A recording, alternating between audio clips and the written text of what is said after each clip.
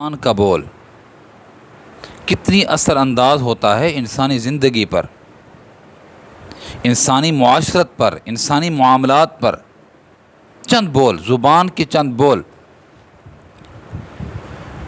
یہ دشمن تھا اللہ کا، اللہ کے نبی کا، دین اسلام کا، ملک و وطن کا۔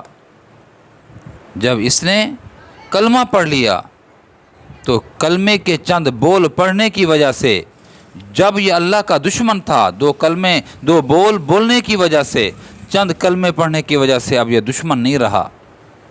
اللہ کے رسول کا دشمن تھا، کلمہ شہادت، کلمہ طیبہ پڑھنے کے بعد اب یہ نبی کا دشمن نہیں رہا۔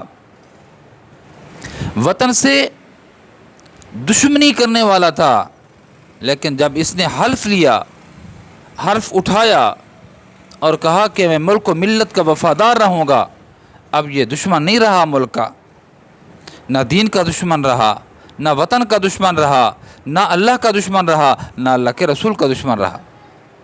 چند بولوں نے کیسی زندگی میں تبدیلی پیدا کر دی۔ یہ زبان کا بول معمولی بول نہیں ہوتا، مرد ہے عورت ہے، شریعت کہتی ہے یہ تیرے لیے نامحرم ہے، تو اس سے بات نہیں کر سکتا، تو اس کی طرف شہوت بھری نگاہ سے نہیں دیکھ سکتا، تو اس کے قریب نہیں آ سکتا۔ اور یہی حکم عورت کو ہے کہ یہ تیرا نامحرم ہے، تو اس سے بات چیت نہیں کر سکتی، اس کی طرف نگاہ اٹھا کر نہیں دیکھ سکتی، اس کی قربت اور قرب حاصل نہیں کر سکتی۔ لیکن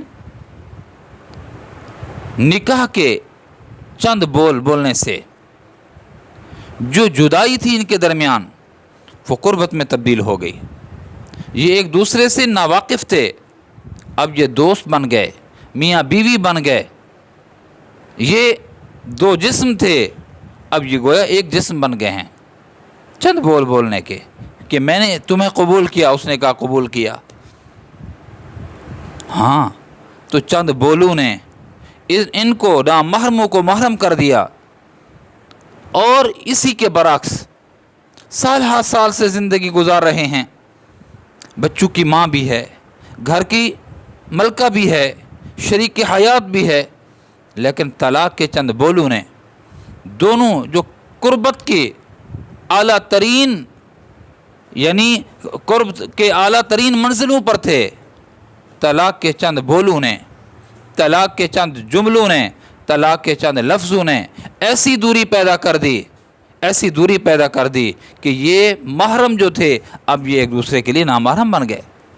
تو میرے دوستو، ایسا بول مت بولیے۔ اب کہتے ہیں بول دیا کیا ہے، یہ کتنی اثر انداز ہوتا ہے، کتنی نقصان دیتا ہے، یہ آپ انہی مثالوں سے اندازہ لگا لیں جو میں نے آپ کے سامنے یہ مثالیں دی ہیں۔